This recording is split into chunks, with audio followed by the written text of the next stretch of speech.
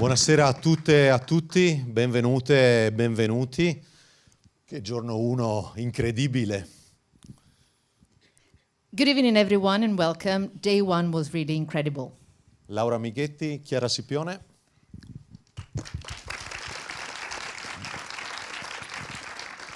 E facciamo un applauso particolare a Virginia Ambrosio che ha montato il Daily che racconta il festival.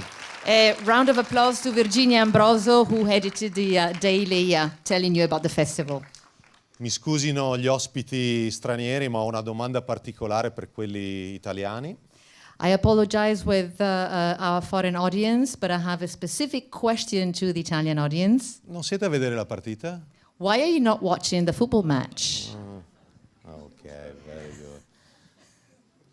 Abbiamo un ospite d'onore questa sera, è un regista che amiamo molto, è uno dei principali documentaristi al mondo. Con i suoi film ha girato e ci ha mostrato il pianeta, ha vinto più di 70 premi nei festival principali e per noi è davvero un onore averlo qua. Tonight we have a special guest with us, and we're very happy to have him with us. He's one of the top major documentary filmmakers worldwide. He won more than 70 awards in the major festivals, and he's showing us the planet. Nella nostra giuria, it's in our jury, Nicolaus Geiralter. Nicolaus Geiralter, the president of the jury.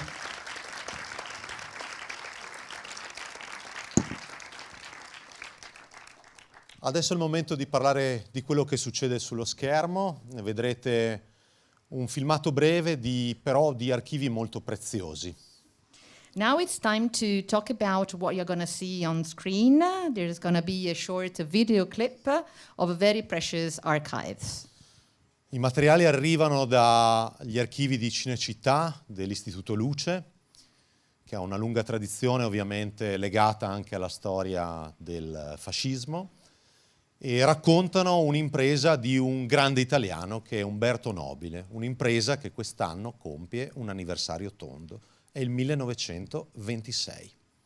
So the documents are from Cinecittà, Istituto Luce, that as an institution also has a long-standing tradition of talking about fascism, and it was related to fascism.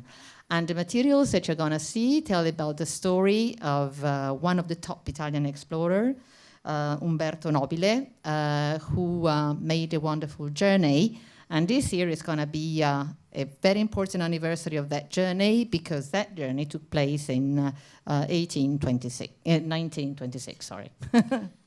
Ovviamente l'Istituto Luce oggi è tutt'altro, con Cinecittà, ha una produzione importantissima, custodisce le nostre memorie e ci consegna per questa serata dei filmati esclusivi che sono stati appositamente montati per voi.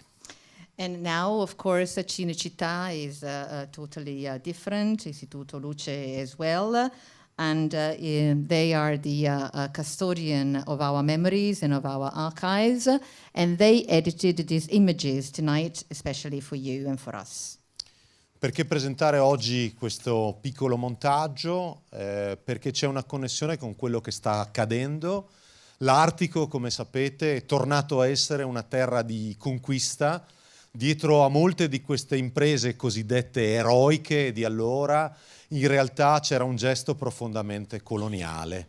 Vedrete come questo filmato di montaggio si conclude con Benito Mussolini, il duce, il dittatore, che mostra un dono del popolo eschimese. Erano ovviamente delle imprese che cercavano di controllare delle terre.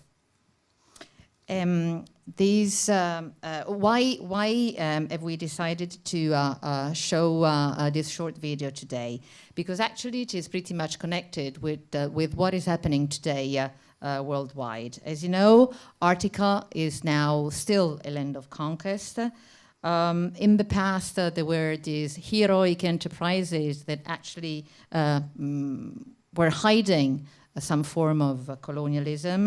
And at the end of this video, you're gonna see Benito Mussolini showing a gift that was given by the Eskimo people that actually they were trying to conquer. Riflettiamo sul fatto che Umberto Nobile è molto noto anche per un'impresa fallimentare che avviene 2 anni dopo con un altro dirigibile, mentre in questo caso conquista l'Artico insieme ad Amundsen proprio con un aerostato, 2 anni dopo con un dirigibile che si chiama Italia e mi sembra particolarmente significativo. A un certo punto cadono sul pack, cadono sul ghiaccio e rimangono per un tempo lunghissimo. Alcuni della spedizione muoiono, alcuni rimangono e sopravvivono, Nobile compreso, in una tenda rossa. Amundsen si lancia nel tentativo di salvare i possibili superstiti e muore a sua volta. Questo per noi rappresenta questo ideale di conquista che porta sempre con sé anche dei fallimenti. So Umberto Nobile was famous worldwide, but he was also famous for a very big failure. 2 years before, he went with a balloon. 2 years after, sorry, 2 years after. He went to Arctica with a balloon with Amundsen.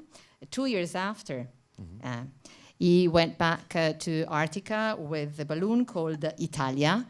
Italia then fell down on the ice pack, and some people died. Umberto Nobile stayed alive. Some of them were able to survive in a red tent, and Amundsen left to go and save them. But while saving them, he died. And so this shows that conquest can also lead to failure. È incredibile come gli archivi dicano sempre qualcosa di chi siamo, di chi eravamo, di chi vorremmo essere e forse anche di chi non dobbiamo essere nel futuro. E auspichiamo che l'Artico non sia terra di conquista per nessuno. It's incredible how archives always tell us about who we are, who we were, and what we would like to be, and sometimes also what we must not be in the future. And let's hope that Arctica is not going to be a land of conquest in the future. Del fallimento di Nobile ci sono pochissimi filmati di queste settimane trascorse nella tenda rossa. Non c'è documentazione ed è interessante come dei fallimenti alle volte si dimentichi tutto e invece in questo caso abbiamo un sacco di materiale che è anche del materiale che nasceva di propaganda. There are very few videos of Nobile's failure that were shot in the Red Tent. There are no documents, and it's strange that sometimes you tend to forget failures. But now we also have these documents that were made by propaganda. È un piccolo video, un piccolo montato, un piccolo cameo che abbiamo voluto però consegnarvi in una versione speciale. A Pordenone abbiamo una grande tradizione di musicazione dei filmati muti, per cui ci sarà un musicista di eccezione con uno strumento altrettanto eccezionale per accompagnarli. And so we wanted to give you and offer you this short video with a very special version. As you know, Pordenone has a long-standing music tradition, especially for silent films, and therefore tonight we're going to have with us a wonderful musician that is going to use a very peculiar, let's say, instrument. Lasciamo volentieri il palco e facciamo spazio e fra poco accoglieremo con un grande applauso un musicista che fa parte anche della nostra Zero Orchestra, perché Cinema Zero ha anche un'orchestra jazz che accompagna il muto. And now we're going to leave the stage to our musician, who is also a member of our orchestra, our band. As you know, Cinema Zero also has a jazz band of which he is a member. È il momento di accogliere Luigi Vitale al vibrafono. Luigi Vitale on the vibraphone. Luigi Vitale.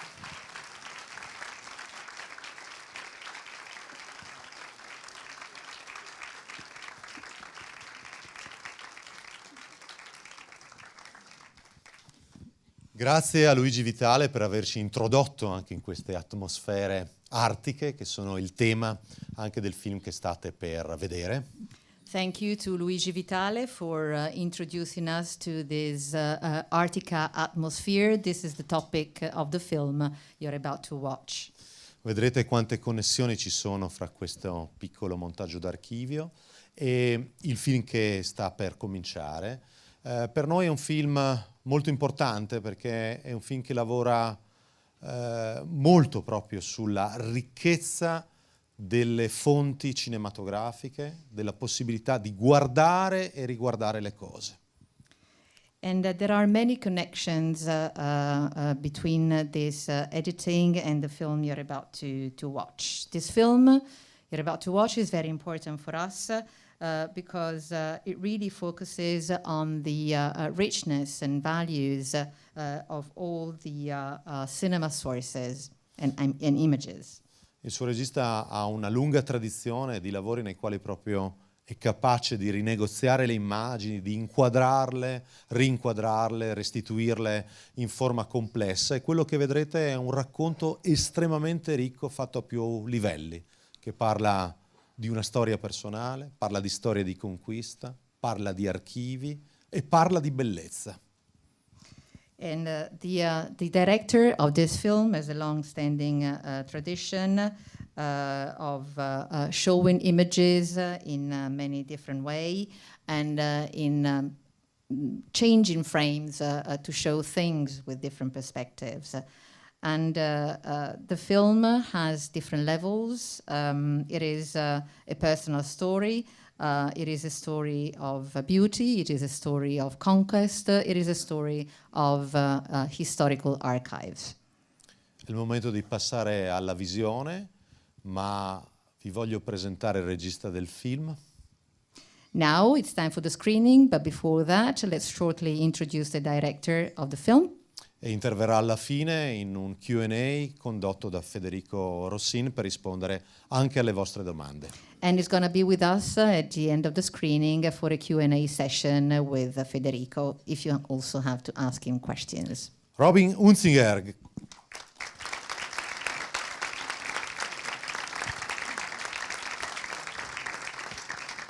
Grazie a tutte e a tutti e ovviamente buona visione. Thank you and clearly enjoy the screening. Robin Hunzinger.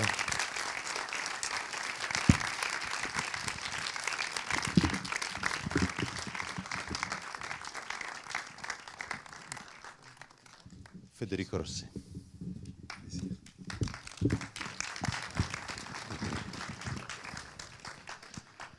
Allora, buonasera a tutti. Questo era veramente il film che avevamo tutti voglia di vedere su grande schermo, perché ha una dimensione talmente immersiva per lo spettatore e per i nostri anche sentimenti e la visione, che merita uno schermo così grande. E volevo proprio domandare al regista come ha lavorato sulla dimensione estetica, immersiva, cioè l'idea proprio quella di farci sentire nel corpo, nella visione, questa discesa in questo inferno bianco che piano piano arriva dentro di noi e che ci fa perdere completamente anche la dimensione spazio-temporale, perché entriamo in queste immagini in cui non distinguiamo quasi più nulla, come loro non vedevano quasi più nulla. Oui, tout à fait. En fait, le film, il est parti de cette collection de photographies de Niels Strindberg que j'ai découvert. Et quand j'ai découvert ces 93 photographies, je me suis dit, on va faire un film avec et on va tenter ce pari-là. Sì, è vero, il film è proprio nato da questa raccolta di fotografie che ho trovato, 93 foto, e quando le ho viste mi sono detto, sì, con questo ci voglio fare proprio un film. Et ce qui était très étonnant, c'est que pendant longtemps, on connaissait ces photographies à travers uniquement des photographies retouchées en 1930. Et en cherchant, on a découvert les négatifs originaux qui ont été retrouvés en 2000. Et on a retrouvé aussi les plaques qui ont été faites à partir des négatifs originaux un peu plus tard. Et donc tout à coup, on avait dans ces photographies 3 visions des mêmes photographies. E queste fotografie le avevamo trovate, erano fotografie che erano state poi ritoccate nel 1930, poi sono stati ritrovati i negativi originali nel 2000 e successivamente sono state trovate anche altre versioni. Quindi queste fotografie fondamentalmente mostrano 3 visioni delle stesse immagini. Et donc, il y avait quelque chose de très mouvant là-dedans. Et moi, je me suis dit tout de suite, je veux arriver à raconter comment ils se perdent dans ce blanc. Et on va travailler à partir de ces 3 sources et aussi à partir de leurs textes. C'est-à-dire qu'on va, par rapport à ce qu'on a, essayer de mettre ce texte à l'image pour rester dans quelque chose de très silencieux. È stata una cosa straordinaria, devo dire, proprio perché volevo appunto tramite queste immagini, tramite queste fotografie, volevo raccontare come queste persone si erano poi perse nel bianco totale, partendo da queste 3 fonti fotografiche e anche dai testi loro che sono stati ritrovati. E quindi ho unito testo e immagini proprio per riportare questa emozione sullo schermo, questa immagine silente. Et en fait, moi, je l'ai trouvé absolument extraordinaire, ces photographies, parce qu'au départ, effectivement, on a 3 hommes qui veulent dominer le monde, qui sont 3 occidentaux, qui viennent avec tout leur matériel, qui pensent qu'ils vont pouvoir aller au-dessus du pôle Nord, et ils se retrouvent dans la glace, et dans cette glace-là, tout à coup, ils vont disparaître, comme dans les photographies, où au fur et à mesure, ils disparaissent. Et donc, il y avait quelque chose de très juste de vouloir utiliser ces photographies. E queste foto sono anche state straordinarie perché questa è la storia di 3 uomini, 3 occidentali che volevano dominare il mondo e che volevano conquistare e andare oltre il Polo Nord, ma che a un certo punto si sono trovati persi nel ghiaccio e anche loro come uomini poco a poco spariscono in questa immensa landa bianca, proprio come le fotografie poco a poco spariscono, e quindi per questo volevo utilizzare le foto anche nel film. Et on avait envie que les spectateurs soient dans ce côté mouvant. Les images bougent toujours un peu, le texte bouge toujours un peu, et on est pris comme eux dans cette banquise. Et c'était vraiment le pari avec l'archive. E questo ho voluto farlo vivere anche agli spettatori, ho voluto far vivere questo senso di stupore, perché se avete visto nel film sia le immagini che i testi traballano sempre un po', si muovono sempre un po', proprio come loro si muovevano sempre un po' sulla banchisa. E proprio questa è stata un po' la scommessa che ho fatto in questo film. E volevo chiederle quando è arrivata la riflessione, diciamo, metaforico-politica, cioè al di là della sorpresa delle fotografie, questo è un film altamente politico che racconta la nostra riflessione sul climate change oggi, ma in una maniera che non avevamo mai visto.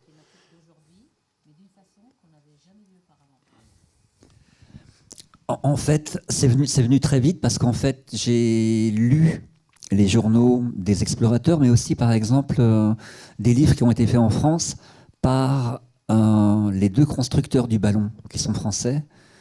Et quand j'ai lu leurs livres, où chaque fois qu'ils voient un animal, ils le tuent et ils disent « qu'est-ce qu'il est beau ». Et tous les animaux qu'ils voient pendant ce voyage pour aller à Donskoïa, ils les tuent tous.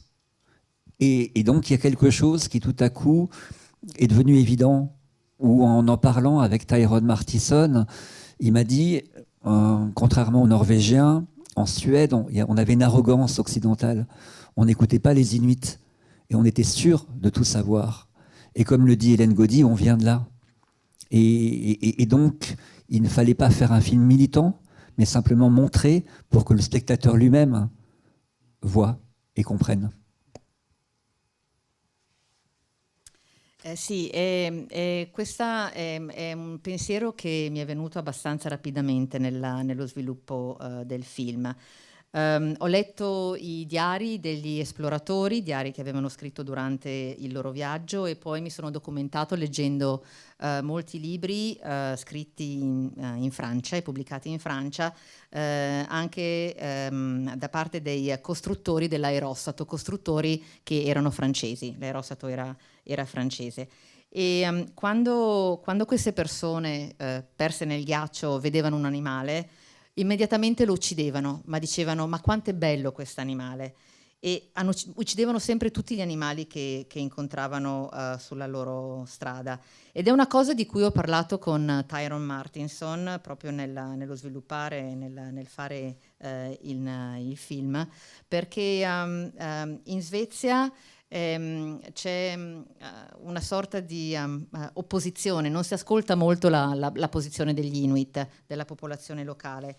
E quindi subito nel film ho voluto dare anche questa dimensione, ho voluto far capire allo spettatore anche questo aspetto. Et pour moi, la dimension politique, on aurait pu terminer le film avec Anna et l'histoire du cœur, mais je trouvais important d'aller un petit peu plus loin et de s'arrêter à Pyramiden pour montrer les lieux aujourd'hui où Pyramiden, c'est une cité russe en Arctique. On était avec un bateau norvégien qui ne voulait pas nous y emmener. On est disant non, c'est chez les Russes, on n'y va pas. Et nous, on voulait y aller. Et ça montrait toute la géopolitique de l'Arctique aujourd'hui. E in realtà avrei potuto finire il film molto più semplicemente, parlando appunto della dimensione politica. Avrei potuto finire il film molto più semplicemente parlando della storia d'amore con Anna, però non ho voluto, e ho voluto andare al di là di questo, e ho voluto anche mostrare e parlare di Pyramiden. Pyramiden, che è questo avamposto russo situato in Artico. C'era una nave norvegese che in realtà non voleva portarci là, proprio perché per motivi geopolitici era russo e quindi non volevano portarci. Ma comunque, insomma, questo mi ha aiutato anche a dare una valenza politica al film. E volevo fare un'altra domanda, poi se avete delle domande non esitate anche voi. Perché ha parlato di silenzio e effettivamente il bianco induce anche un silenzio. Eppure in questo film c'è un lavoro di bruitage, un lavoro di sonorizzazione e con un musicista che anziché fare una tappezzeria su queste immagini amplifica il silenzio di queste immagini. E volevo sapere come avete lavorato insieme sia sui rumori che sulla musica del film. Alors sur les bruits, sur la bande son, j'ai travaillé avec quelqu'un qui est audio-naturaliste, c'est-à-dire que son métier est d'enregistrer des sons de la nature, et avec qui je travaille depuis quelques années. Et donc j'ai même voulu partir en Arctique avec lui pour qu'on puisse enregistrer tous ces sons de glaciers. Pour la musique, quand j'ai découvert la musique de Bendik Gis, qu'il est d'origine norvégienne, il joue tout seul sur un saxophone avec une vingtaine de micros, ce qui fait qu'on entend toutes les clés. Et quand on est en Arctique, dans certains endroits, on peut entendre battre son propre cœur. Et je trouvais que sa musique, en fait, elle résonnait totalement avec le sentiment qu'on peut avoir quand on est dans ces régions-là et qu'il se passait quelque chose. Et en même temps, sa musique, elle a des dissonances. C'est pas une musique charmante. Elle peut presque agresser l'oreille. Et j'aimais qu'elle résiste. E per quanto riguarda i rumori, ho lavorato per il film con un audionaturalista, è un professionista che registra i suoni della natura ed è un professionista con il quale collaboro da qualche anno. E insieme a lui sono partito per andare in Artico proprio per registrare i suoni della natura per poi utilizzarli nel film. Per quanto riguarda la musica, invece ho lavorato con Bendik, musicista norvegese che suona il sassofono attorniato da una ventina di microfoni che quindi amplificano il suono. Ed è incredibile perché quando sei in Artico a volte ti trovi in lande desolate dove puoi sentirti addirittura battere il cuore. E la musica di Bendik mi faceva proprio pensare a questo. Riflette come le emozioni che si provano quando ci si trova in quelle terre, anche se bisogna dire che la musica presenta anche delle dissonanze. E un'ultima cosa, trovo molto interessante l'uso dei personaggi nel film, che sono appunto dei savants, ma non sono dei savants coloniali che usano un sapere per dominare il mondo. Al contrario, usano un sapere per liberarci rispetto alla nostra volontà di dominio sul mondo. E volevo sapere come ha incontrato la scrittrice, la dottoressa e lo storico della fotografia e come avete lavorato insieme alla scrittura forse del film. Bendik, je l'ai découvert par des articles qu'il a écrits autour du réchauffement climatique et des photographies de Niels Strindberg, où aujourd'hui il faisait des photographies, il est mort entre-temps, juste après le tournage, et il faisait des photographies des lieux où était passé Niels Strindberg. Et il avait, à travers ça, je trouve sans doute le regard le plus politique sur ce que c'est que le réchauffement climatique. Parce qu'il faut imaginer qu'au Spitzberg, ce qui se passe en quelques années, c'est absolument dingue par rapport aux glaciers qui sont en train de disparaître. C'est la région du monde où on voit le plus le réchauffement climatique. Donc avec lui, c'était vraiment très, très, très simple. Hélène Gaudy, elle a écrit un livre où justement elle interroge le regard occidental. Tout son livre, Un monde sans rivage, est cette interrogation-là. Donc elle me paraissait évidente. Quant à Béa Ousma, c'est la première qui a travaillé sur l'expédition. Elle est un peu à part parce qu'elle rêve vraiment de comprendre de quoi ils sont morts. Et elle est un peu dans autre chose, elle. Et en plus, pour elle, l'entropie, c'est la nature, c'est pas l'homme. Donc je dirais qu'elle est le contraire des deux autres.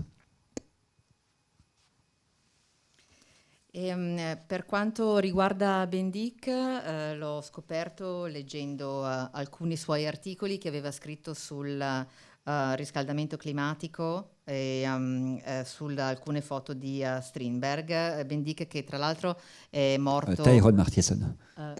Pardon? Tyrone Martinson. Tyrone Martinson.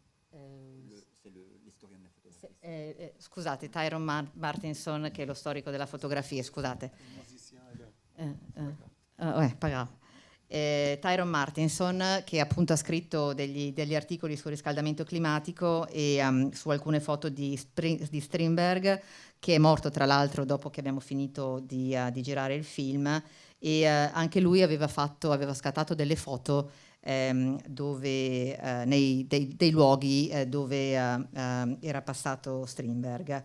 E quindi lui fondamentalmente, diciamo, ha più uno sguardo politico sulla tematica del riscaldamento climatico, anche perché Spitsbergen nelle Svalbard è uno dei posti al mondo dove si vedono di più gli effetti del riscaldamento climatico, perché effettivamente si vede che i ghiacciai stanno letteralmente scomparendo.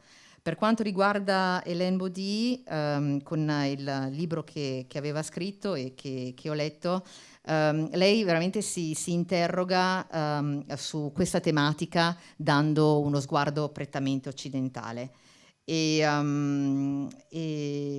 per quanto riguarda Haussmann,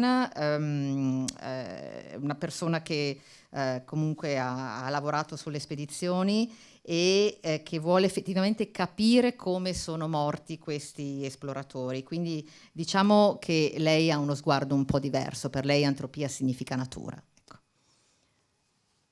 Ci sono delle domande?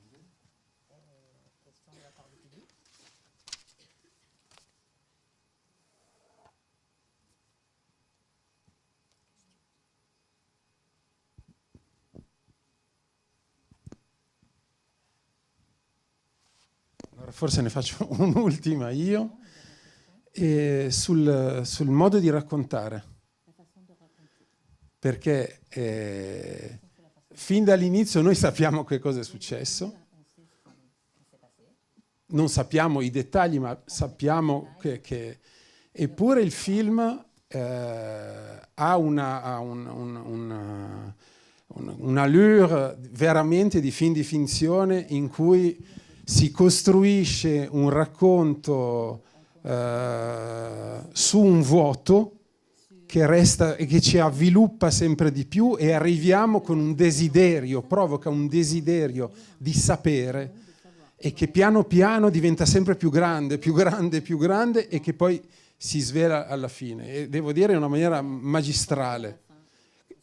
Il film è stato scritto così, o è stato al montaggio che lei ha costruito definitivamente la tensione del racconto?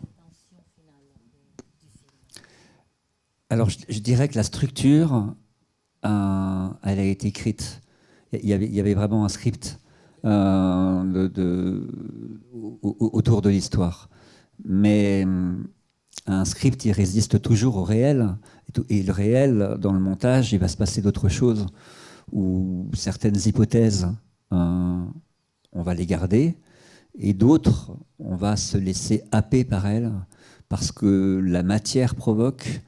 Et là, dans le montage, on a pu tout à coup donner une amplitude à beaucoup de passages, à réfléchir aussi comment justement les trois personnages d'aujourd'hui, il n'était pas question pour moi d'en faire des experts, mais des voix qui tout à coup nous guident, nous racontent des choses dans le film, parce que les trois personnages, ce sont nos personnages sur la banquise, c'est pas aujourd'hui. Et je dirais que c'est un mélange des deux, entre un script très écrit et en même temps, à un moment donné, un montage qui tout à coup nous permet d'aller plus loin et de travailler directement la matière. Et c'est un peu comme une fiction, ouais. Diciamo che il film si basa su una struttura scritta, perché c'è un copione reale sulla storia che è stato scritto a monte del film. E poi però c'è la fase montaggio, dove nella fase montaggio si possono anche cambiare diverse cose, ed è quello che abbiamo fatto per questo film. Nel montaggio alcune ipotesi rimangono e vengono portate avanti, invece altre cose vengono cambiate proprio perché la materia provoca e porta a un cambiamento. E diciamo che per certi versi il montaggio mi ha permesso anche di amplificare e di raccontare in maniera diversa alcuni passaggi, e si vedono questi tre personaggi che danno voce alla storia e che raccontano come si sviluppa il film. E quindi direi che è un po' un mix tra, da una parte, un copione che comunque è stato scritto a monte, e poi invece un montaggio che mi ha permesso comunque di andare un po' più lontano e, come giustamente hai detto tu, anche di passare per certi versi alla finzione. Grazie moltissimo. Merci. Grazie. Merci.